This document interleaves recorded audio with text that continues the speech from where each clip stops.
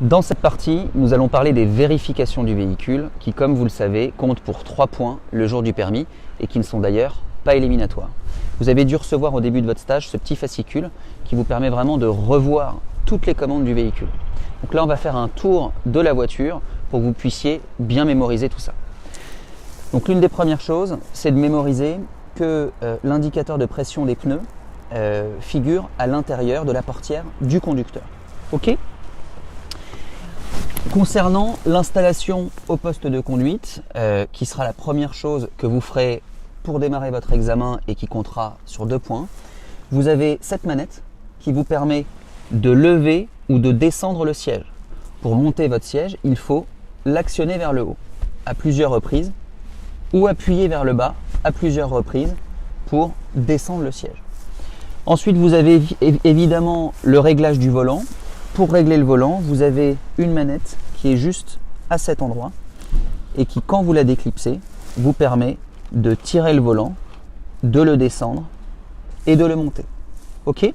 Je vous rappelle que pour être bien installé, il faut que vous soyez adossé véritablement au siège et que vous tendiez le bras au-dessus du volant sans décoller l'épaule et que ça arrive à peu près au niveau de votre poignet. Les bras devant être semi-fléchis avant de démarrer votre conduite. Donc il y a d'autres commandes au niveau du poste de conduite. Vous avez juste ici les boutons qui vous permettent d'ouvrir ou de fermer les vitres. Vous avez également la commande de réglage des rétroviseurs extérieurs. Si je veux régler par exemple le rétroviseur gauche, j'appuierai sur celui-ci et ensuite je vais pouvoir régler le rétroviseur. Ensuite, vous avez les commandes qui sont juste ici. Cette commande vous permet de régler la hauteur des phares. Lorsque vous aurez un chargement important, vous pouvez être amené à régler cette commande pour remettre à bon niveau le faisceau lumineux et pour que l'éclairage soit bien positionné. Excusez-moi. Donc là, on a la commande qui vous permet de régler l'intensité lumineuse. Et ici, vous avez la commande qui, quand elle est actionnée, vous permet d'arrêter le dispositif Start and Stop. Juste ici, vous avez une commande importante. C'est la commande qui vous permet d'une part de gérer les clignotants, haut pour tourner à droite, bas pour tourner à gauche. Et vous avez juste ici les feux, position. Donc je vais démarrer la voiture pour pas que ça fasse de bruit. Position et croisement. Quand je suis en position de croisement, je n'ai qu'à pousser la commande pour passer en feu de route, ce qui se voit sur mon tableau de bord. Donc je reviens en position de croisement. Pour les appels de phare, j'ai juste besoin de tirer la commande en arrière. Et ensuite, vous avez une commande centrale qui se bouge comme ceci et qui vous permet de mettre soit les feux de brouillard avant, soit les feux de brouillard avant et arrière. Cette commande n'est actionnable qu'à partir du moment où vous êtes déjà en feu de croisement. Ok ? On va pouvoir passer au reste des commandes.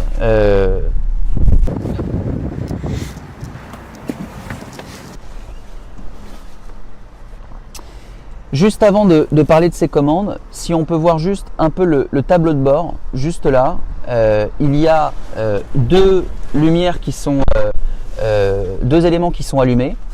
Un élément rouge qui est juste visible ici, qui indique en fait que le frein à main qui est positionné là est toujours serré. Et puis cet élément-là qui indique que les portes sont ouvertes. Ici, vous avez la jauge kilométrique. Sachez que normalement, au cours de votre examen, l'examinateur vous demandera de donner les 2 derniers chiffres, c'est-à-dire 97 là, du compteur kilométrique pour qu'il puisse choisir la question intérieure ou extérieure concernant les vérifications. Donc sur cette partie-là maintenant, on a les warnings ou les feux de détresse que je peux activer ou désactiver. On a également la console, le bouton pardon, qui vous permet de verrouiller ou de déverrouiller les portières du véhicule. D'accord ? Là, vous avez le bouton qui vous permet d'allumer la radio et de gérer le volume. Ici, on a les bouches de clim centrales que vous pouvez désactiver si on tire vers le bas ou ouvrir si on monte la molette vers le haut. Et là, vous avez les autres commandes qui vous permettent de gérer la clim. Alors, ici, la température, froid et chaud. Et ici, on va régler l'intensité de la clim, l'intensité de l'air. Là, elle est arrêtée, elle est en mode off. Si vous voulez augmenter l'intensité de l'air, vous allez l'actionner vers la droite. Ici, vous avez des petits icônes qui vous permettent de savoir où est-ce que l'air va être envoyé. Est-ce qu'il est envoyé au pied? Est-ce qu'il est envoyé au niveau de la tête? Donc ça vous permet de choisir les zones où vous souhaitez que l'air arrive. Et juste une petite chose importante, si vous souhaitez désembuer le pare-brise avant, c'est-à-dire mettre la clim et diriger l'air sur le pare-brise, il vous faut choisir cette icône, c'est-à-dire mettre cette manette en face de l'icône qui représente le pare-brise avant et laisser celle-ci, comme elle est positionnée là, toujours vers le pare-brise avant. L'icône qui est là, le symbole qui est là, c'est le pare-brise arrière. Donc si vous avez de la buée sur la lunette arrière, il n'y a pas d'air, on ne peut pas envoyer d'air sur le pare-brise arrière, il suffira d'appuyer sur ce bouton. Ok ? Là, il y a un dernier symbole qui vous permet d'activer la commande de recyclage de l'air. Imaginez qu'on est dans un bouchon et qu'il y a de la pollution, qu'il y a des gaz d'échappement et compagnie. Si vous voulez éviter que ces gaz d'échappement ne rentrent dans l'intérieur de la voiture, eh bien vous actionnez cette commande et ça vous permet de fonctionner un peu comme un vase clos. Donc ça va recycler l'air de la voiture et ça va éviter que les mauvaises odeurs et la pollution extérieure rentrent de façon trop importante dans le véhicule.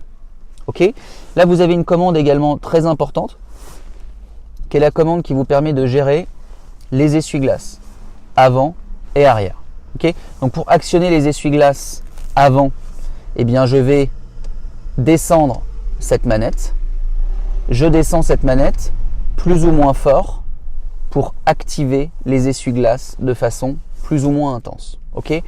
Je peux aussi nettoyer mon pare-brise et envoyer du liquide lave-glace sur le pare-brise en actionnant la manette comme ceci.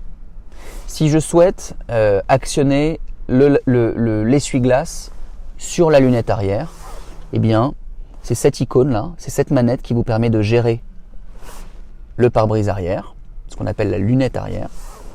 Un cran, j'actionne l'essuie-glace. 2 crans que je maintiens, j'actionne l'essuie-glace avec du liquide lave-glace pour nettoyer la lunette arrière. Ok ? Donc là ensuite, vous avez évidemment le bouton qui vous permet d'activer, de mettre le véhicule en marche, le levier de vitesse, donc pour une voiture manuelle, le frein à main.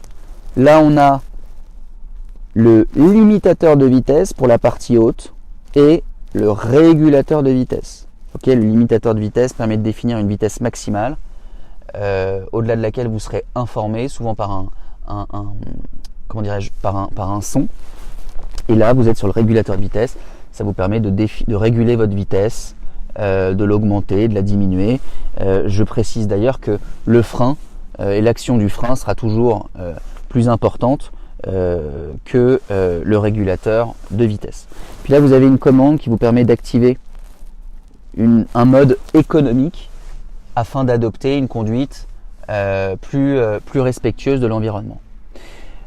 Pour continuer donc, tout au bout à droite, vous avez la vignette d'assurance, qui est un petit papier vert, qui est localisé souvent sur le côté inférieur droit du pare-brise. Je précise que les papiers du véhicule, la carte grise et l'attestation d'assurance sont dans la boîte à gants. Okay ? Dans la boîte à gants, on a également souvent le gilet jaune. Une dernière chose importante, si vous souhaitez mettre un bébé dans un siège auto sur le siège avant droit, eh bien vous avez la commande qui vous permet de désactiver l'airbag, c'est primordial. Et bien la commande qui vous permet de désactiver l'airbag, il faut que vous ouvriez la portière passager, et en ouvrant la portière passager, juste derrière cette partie, là où il y a ma main, eh bien vous trouverez un orifice dans lequel vous pouvez mettre la clé du véhicule et mettre l'airbag en mode on ou en mode off. Ok? Donc maintenant, je vais ouvrir le capot et puis on va aller faire un tour dans le capot.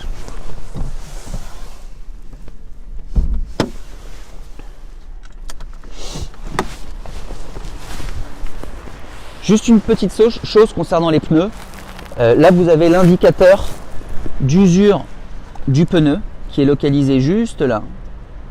Vous en avez un autre juste ici également. Ok. Et en fait, vous en avez plein tout autour du pneu. Quand ils sont effacés, c'est que le pneu est trop usé. Ok. Donc, ils sont là et puis on en a un autre aussi juste ici. Ok. Donc, on va ouvrir le capot. Pour ouvrir le capot, il suffit de mettre sa main comme ça vers le bas. Et quand vous allez la faire glisser vers le bas, vous allez avoir un petit crochet.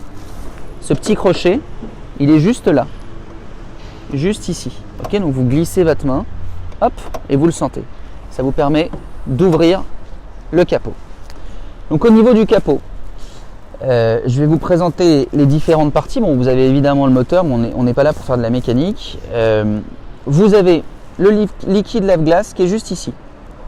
Donc un bouchon jaune, et puis ce symbole avec le G du lave-glace, et puis le symbole du pare-brise, comme je vous l'ai présenté juste avant.